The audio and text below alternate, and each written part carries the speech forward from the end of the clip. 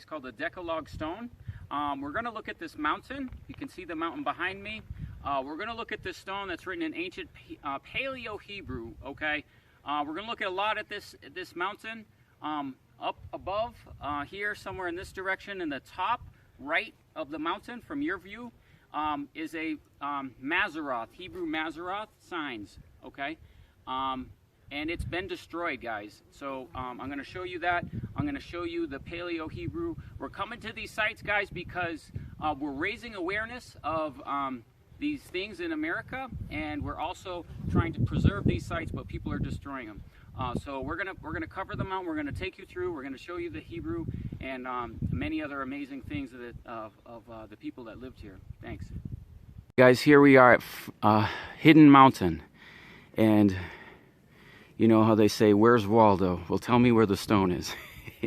This is first impressions, the first moment I'm seeing it, and this is the mountain here. And if we zoom in, there's the Decalogue Stone. Okay, we'll get a closer view for you in a second, but it's amazing just to think that, you know, this could just be some mountain, but here we have Paleo-Hebrew. It's hidden things, you know, amazing things. Hey guys, I just want to show you a reference point of the stone. You can see here the size. I want to give myself as a reference point. A lot of times when we show the stone, we don't really have a good sense of how large this is. So if we just go up, it's going all the way up to here, okay? And then at the bottom of it, as we come down, you can see the bottle as reference. And here is the writing, okay? I wanted to just show you an overview to show you the scale and size of this stone. Here we are, and we have the first line defaced on the Decalogue Stone, okay? But we can still read this, and I'm hoping that the video will come out. But what we have here is we have I am, and then we have a Yod, Hey, Vav, Hey here, Yahweh, I am Yahweh, Alu Hakem, or like, it's like Elohim, your God, who brought or has taken you out of the land, okay? And then the next line, some people say, so our next line is right here. Some people say that this next line is an insertion. But in talking with people, some people suggested that maybe this is correct. So let me just read this to you the way it's written, and we'll look at it in a couple ways. But if we just read this in the way this is written, it says, I am Yahweh, your God, who has taken you out of the land, and there shall not be, or not be, gods, other gods before, lo, my face, of Egypt, from the house of slaves. Okay, so that's the way it reads, guys. But other people, and then there may be another view where we have an insertion here. We have a arrow pointing up and a dot. Now this dot we see this consistently throughout, is completing a sentence. Okay, so another view is that the person started the first line, and the second line started the first commandment, and then in the third line completed the statement that was actually supposed to be finished here. Okay, I'm not certain of that, but you know, this is clearly something we can read. Okay, and then as we go, we have like an insertion here, and then we have a lamed aleph, la, not. Okay, shall you make idol, la, which is not, take, shem, a shin, mem, shim, which is name, Yahweh, okay, vain, and like in vain, okay, and we have a dot here completing that sentence. So let's keep going here, and then we can see some of the other clear commandments, okay. this word, I'm not certain of this word, guys. It's kind of, you know, to pronounce it. I may not pronounce everything here correctly, so bear with me. But this is it's like Zakur, or Zakur, which is remember. And this is not translated. And then we have a yom, yod, mem, yom, day. Remember, day. And it's like a shin, bet, tav. So Shabbat, Sabbath. Okay. And holy. Holy. Keep it holy. And then this one is kind of long. I'm not going to try and pronounce all of it, but basically what we have is a honor your father and mother. Okay. So that your days you'll have long days upon the earth. Okay. And Yahweh, we got a Yahweh Elohim over here. Yahweh, Yod He Vav He, Elohim, Yahweh. And then this is our next line. And then we have the laws, okay? And so here's one of our laws right here.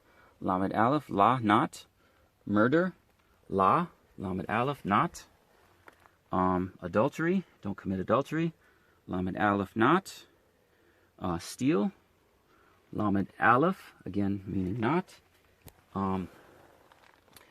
Basically this line is give false testimony against your neighbor, okay? And then the last line is the, do not desire the wife of your neighbor and all that is your neighbor's. Now another thing I hope to attempt to show you is that completes this line. And something has happened here where you can clearly see everything that we've read is clearly etched into the stone. The surface of this stone, guys, is clear to make this readable. But you can see it's sanded or something is done, but there's places you can see this is black, right? So they couldn't get to this part of the surface by using a sander or something. So you can see here, this is the way it would have originally looked. All right, look at the stone. This is the portion here my hand is on, and you can see a crack here in the stone going down and appears to have separated. Here you can see this crack. This continues. You can see the stone here as I take it out, and it looks like it has, when the major stone is fallen, you can see the separation in the crack taking place here, going all the way around, which is very, very interesting. Also here we can see some of the moss and blackened surface in the line here where the whatever was done to clear the surface and made it this lighter covering closer to the rock. Okay guys, one of the things we want to do with this stone is I want to provide you with information, okay? Sometimes when you go to a site, you can see things at the site you can't see on video, you can't see in photographs. So other people that are interested in things like this, I want to share some things that are on the site. Most people will focus on just the stone and the writings, which, you can clearly see, and we can, make an attempt at its clear and obvious interpretation of the Decalogue, 10 Commandments. But there's other things when you come to the site that we just want to, just make aware. Not that we know the answer to them, but like when we're reading these lines and we're saying like, okay, the person made an error, maybe they didn't make an error. Maybe what we're looking at is what the person writing intended to write, even if that's different than what we expect, okay? Including things like here, there's some etching here that I haven't seen anyone point out.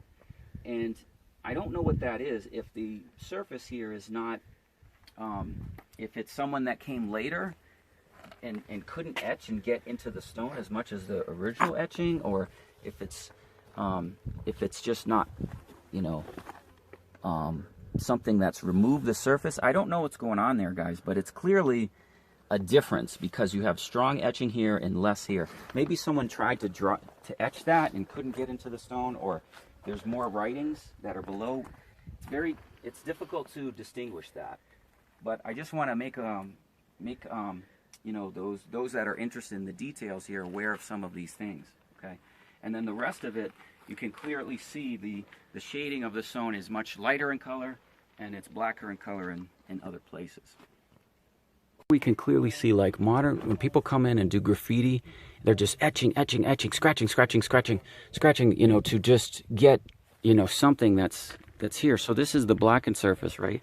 But when we look closely, you could see that this is really dug deep into the stone, you know, and so it's etched in a manner that's, you know, other things are just not replicating the same way. Like you can see here, people just coming in with a knife and scratching. They're not getting into the stone. But in these petroglyphs and these inscriptions, they are really dug in, okay? So just pointing it out. So here's the entrance, guys, and here we have the stone, and this is the principle of a mezuzah stone on your doorpost. And so this is a gate, and then as you can see, the entrance to this area, which may have been a fortress, is clearly defensible by all these mountains very easily, and that this would have been the path going up. So in the path going up, at the entrance of the gate, is this stone. Guys, here we have a shelter, and there's many shelters like this here at the site. And if we see these, we can see these are very old, and these would have been something that could have easily made a shelter for the people, and you know, had tarps covering it. But you know, there's stone circles like this. There's some other ones, but this one appears to be one that is you know, decent height. It's dug out underneath, and there's many like these. This may be a outpost. If we look from here, we can see for many miles. Or it may have been a shelter and tent, you know, kind of like fortification. But clearly, even going inside, it's you know, it's a good shelter. So this could easily been a tent, and they would have dug out and built around it a nice shelter, keeping the livestock out and everything else. So yeah. Okay, and here we have what could be a water passageway. Here we have a better view from the mountain. You can see all this is clearly green. May not come out in the video, but there is water here right now, and you can see how green it is, and this passageway going all the way out. There's a smaller channel that we looked at before here, but this other channel is clearly green, clear going, and so it's possible ships could have come all the way right up to this site, right up to this mountain. Looks like a shofar. You have the man standing and his arm holding and trumpet going up. So he's blowing the trumpet. Here we have the Yod He Vav He, Yahweh, Aleph Lamed He Mem. I forget how to pronounce these, but it's Allah He Mahua. I forget how to pronounce that one. Second word, but this is a stone on top of the mountain, and you can see all the graffiti, and some of it's pretty good. March 19th, 1930, John. Most of the etchings up here are not to that degree, but you can see the reference of my hand. This is clearly the same size as the other place, and I do apologize, guys, if I'm not pronouncing this. We don't want to use the names Lord in vain or pronounce it, but we're children learning. But this is the stone, and let me give you a reference to where we are.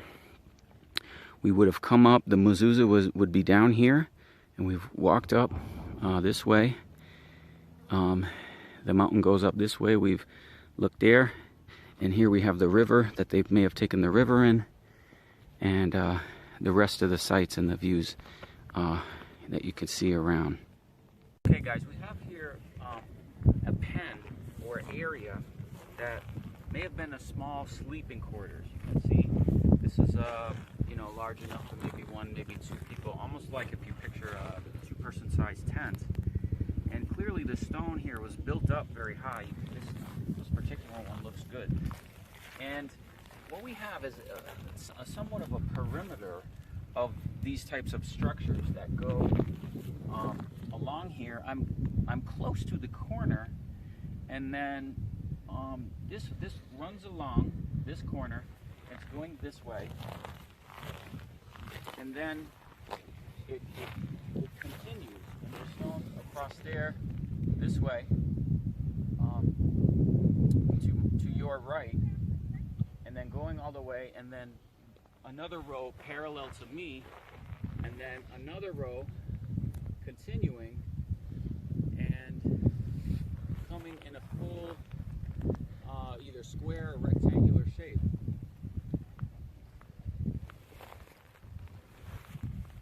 So what I first thought was, looking at this site, this might be the tabernacle, but this is probably living quarters, and that beyond the way we have a tabernacle, small tabernacle set. So that's what, if you look at this, you have a perimeter of living quarters, and then inside would be the livestock and the sheep could be held inside. We have a small you know, line of stones. So that looks like what we're looking at here.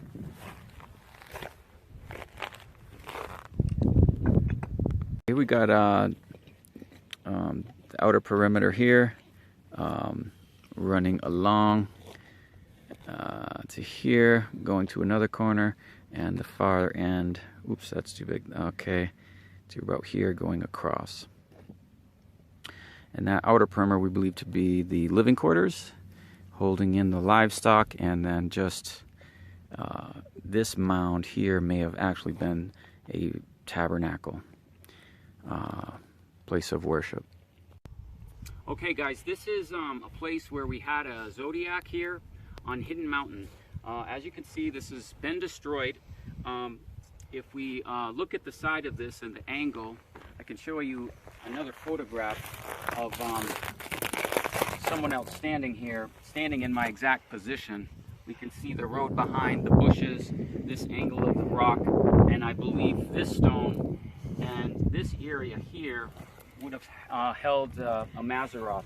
We still can see that Maseroth, but this is very disappointing because you know, people are defacing these sites. So on this we would have had signs and things to give us maybe indication even of the children of Israel at a time, because it's marked in eclipse and everything else. So this is, we've been looking several hours for this, and we finally found the exact stone, but it has been destroyed. So evidence of those other things is still out there, but we'll just have to go on other people's photos.